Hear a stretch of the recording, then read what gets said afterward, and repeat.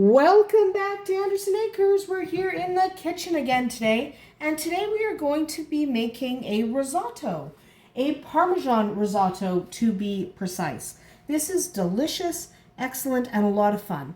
Now, risotto is one of those things that kind of shows up in higher end restaurants with great frequency. I know it sounds complicated, but it's actually really easy to make at home. Okay, you can do a lot of variations, have a lot of fun. The real trick is just to pay attention. You have to stir it and you have to add liquid when the rice needs more, and there's a lot of liquid required, more than you might think. But it is absolutely delicious and not difficult to make. So the type of rice also matters. We're going to be using an Arborio rice. We'll add that to our pan in a little bit. I'm just preheating my pan here so that we can get started. So the first thing we need is either some butter or some olive oil or some kind of fat in the pan. I'm using butter because I can. And we are heating this to a medium heat. And the first thing we need to do is to lightly cook our chicken. It does not need to be fully cooked because our chicken is basically going to go back in the pan later. And because of that, it doesn't matter if it's thoroughly cooked. It can be lightly seared on the outside. It's fine. It's fine if it's thoroughly cooked as well. Now I am going to be using some frozen chicken breast fillets. You can use fresh chicken breast, you can use chopped chicken, you can even use a pre-cooked chicken and skip the in the pan step. It doesn't matter. And you can use a different protein. You can use shrimp if you like. I'm not using shrimp. I'm using chicken because my son is going to be eating this and he's allergic to shrimp. So we're not using shrimp. So this is not difficult. We're just going to quietly get started. So we're melting our butter in our pan, and then we're going to add our chicken. So risotto lends itself to a lot of experimentation. You can try different cheeses in this. Like I'm going to be using a Parmesan, but you can use different cheeses. You can add different vegetables, different proteins, anything you like. This is one of those things that's never really wrong, as long as you like the flavor at the end. Okay, as long as you enjoy the flavors, it doesn't matter. So like I said, I'm using frozen chicken. Okay, it doesn't matter if it's frozen or not, but I'm just using frozen chicken that's already sliced into these fillets because they cook faster, and I don't want to be here all day with the chicken breast. So that's what I'm doing. And one of the things I'm only using 4. You can use just one plain chicken breast is totally fine. But one of the things that you can do is use an entire chicken breast, or you can leave out the chicken entirely. It's really up to you. It doesn't matter. Whatever you like. But I am using just 4 of these because this is really for 2 people or 1 person if you're very hungry. So you don't need a lot of chicken. Okay? Don't overdo it with the chicken. But we are just going to let that brown on each side. And while we're browning this, we're going to prepare our broth. Now, I already have. This is just chicken broth that has been warmed up on the stove and is simmering lightly. Keep it at a low heat, but do keep it warm. You don't want to be adding cold liquid into your risotto, and that liquid is going to go into your rice. So basically what we're doing is warming up our broth, and we are cooking our chicken. Remember, it's okay if the chicken is still a little raw in the middle. It won't matter. So we're just going to brown it on one side, then we're going to flip it, and then we're going to brown it on the other. But you don't need to watch chicken cook because it's very, very boring. So we'll come back when the chicken is browned on one side. All right, our chicken is browned on one side, so we're just going to flip it. Remember, it doesn't have to be cooked through. So we're just going to flip it. And we're going to let it brown on the second side, and then we will come right back. All right, our chicken is browned on the second side. So we're just going to remove that from the heat and place it on a cutting board off to the side. We're going to let that cool for a few minutes. And while we're letting that chicken cool, we are going to turn the heat down to about medium-low instead of medium heat. And we are going to add 3/4 cup of onion.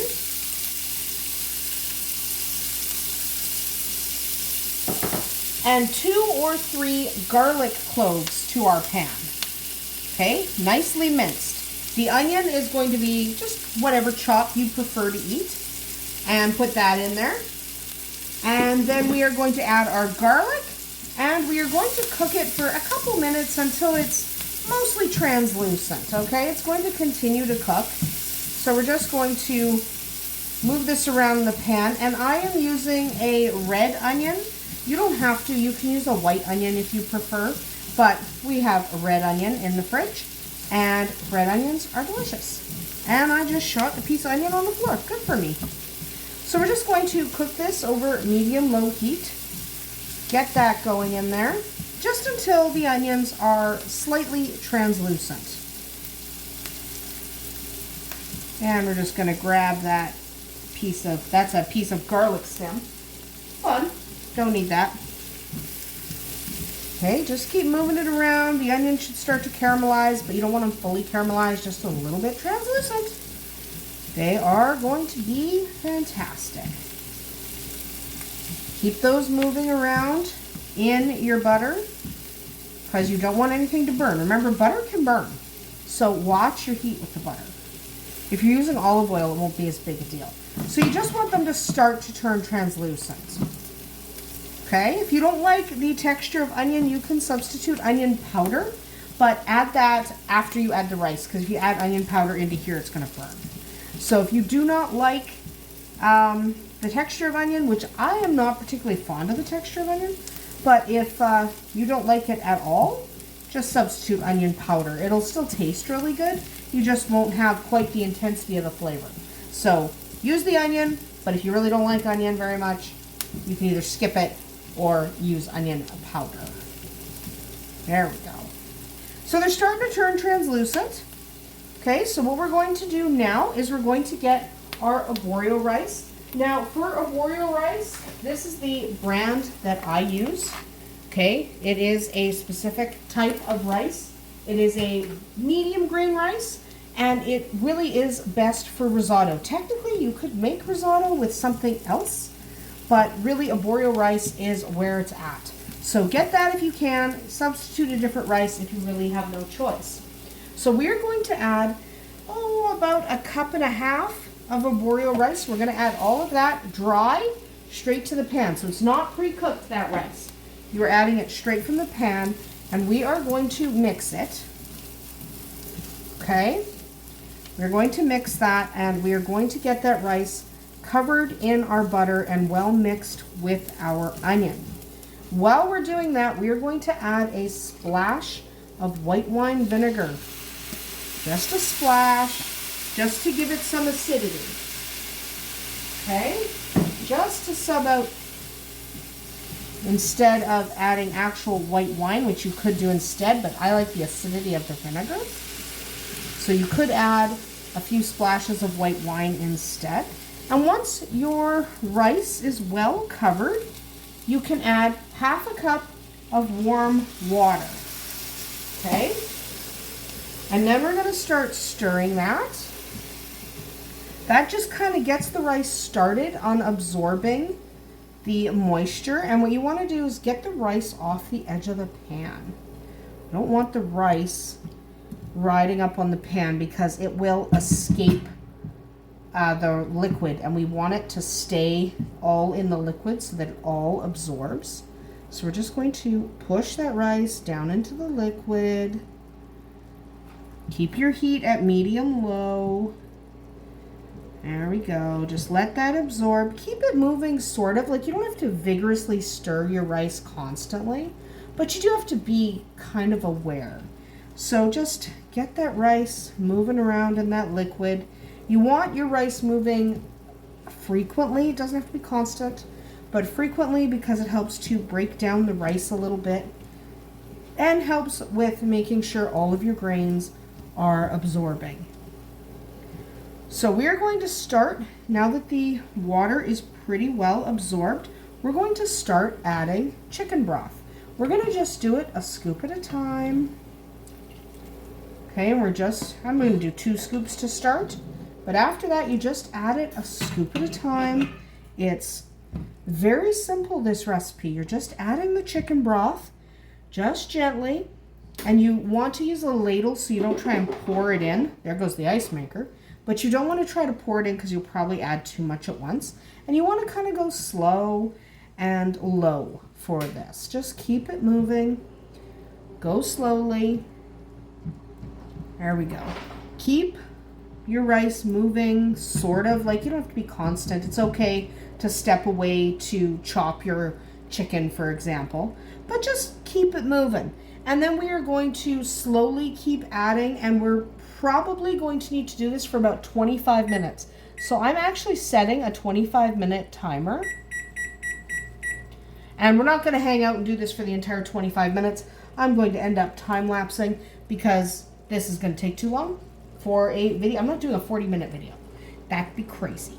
But I'll end up time-lapsing most of this. We're just going to slowly add the liquid. Every time this liquid evaporates, we're just going to add 1 or 2 more scoops until we've used up all the liquid.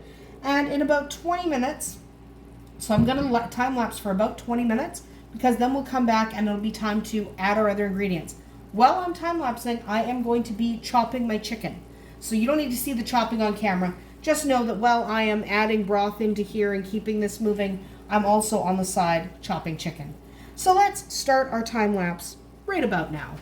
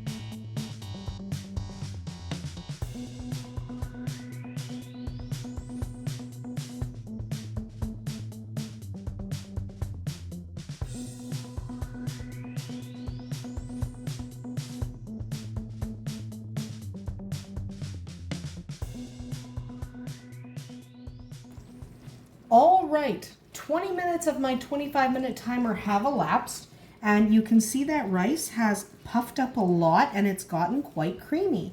So we do want to leave it on the heat for another 5 minutes, but while we're doing that, we want to add some more ingredients.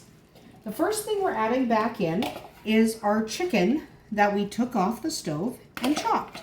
Now the chicken is not thoroughly cooked. I didn't need it to thoroughly cook, so it is still undercooked in the middle.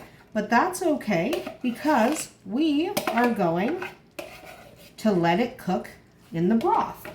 So we're just going to add it in, give it a mix. You might have a little broth left in the pan, in the pot. That's perfect because we're going to add that in a second. So I probably should have used a slightly bigger pan, but it's fine. Then we are going to add 1 cup of frozen peas. Okay, yes, frozen is fine. You can add fresh peas if you like, but I have frozen peas in my freezer because we had a lot of peas this summer. So yeah, we froze them. So we are going to add these in, and we are going to dump the rest of the hot broth on top. Now, a note about the broth: if you changed your protein, so if you didn't want chicken, let's say you wanted, I don't know, maybe you wanted pork, you might want to change up your broth to something that matches. So I use chicken broth because I am using chicken. But if you were wanting to make this, for example, vegetarian, maybe you would want to make use a vegetable broth. You can substitute mushroom for the protein if you like, and that will go just fine. Okay, so we're just going to mix that in. Let those peas basically warm up. They've just been frozen. There's nothing wrong with the peas. They've just been frozen. And while we're doing that, we're going to add a couple more ingredients. So we are going to add about half a teaspoon of salt. Sprinkle that on there. About half a teaspoon. And then we are going to add a little bit of pepper. You only want about a quarter teaspoon. You don't want as much as the salt, but you do want some black pepper in there. So get that in there. Give that a little bit of a mix. And yes, I should have used a bigger pan. We're not going to worry about it. And there we go. And while it is still on the heat, we are going to add one more ingredient. We're going to add about half a cup of Parmesan. You can buy fresh Parmesan and grate it. You can buy it already grated. You could even use the powder stuff. You can make the powdered stuff yourself if you let your Parmesan cheese dry out a little bit and then just powder it. It's really easy. And it stores really easily because it's powdered cheese. So there we go. There we go. Mix that in. Okay. There we go. And then our timer is still elapsing, by the way. We have about a minute left and it's looking really good. So when you have about a minute left on that timer, you want to turn your heat off. So I'm just waiting about another 10 seconds. Don't take it off the heat, but turn the heat off. Okay? And now with the heat off, we are going to add about 3 tablespoons of butter. Butter really does make a great risotto. So I haven't found anything you can substitute for butter. I mean, I guess you can use a finishing oil, like an olive or a sesame or something, but really, butter is what makes a really good risotto. So risotto is not necessarily a thing you make if you're trying not to eat a lot of butter, because really, butter's the thing. But you could use a plant butter, I suppose. I'm not a super big fan, but some people are. One of my kids is. So there you go. You could use that. But really, the flavor of butter, the butteriness of this particular risotto is really fantastic. So without the butter, it won't be quite the same.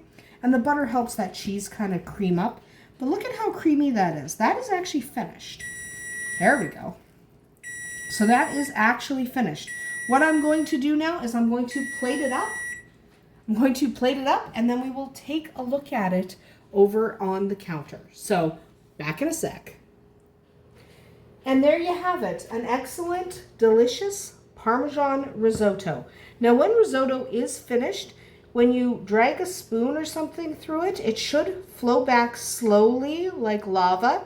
It shouldn't flow back so fast and cover it in that it just disappears, because that would be too liquidy, and it shouldn't stay. So when you move it, it should slowly fill in the indents you made, right? Slowly fill it in like lava. Nice and slow. That's how you know your risotto is ready and delicious. So you can change up some of the ingredients if you like.